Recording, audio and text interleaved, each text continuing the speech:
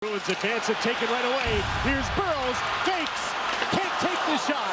Burrows wrap around, scores!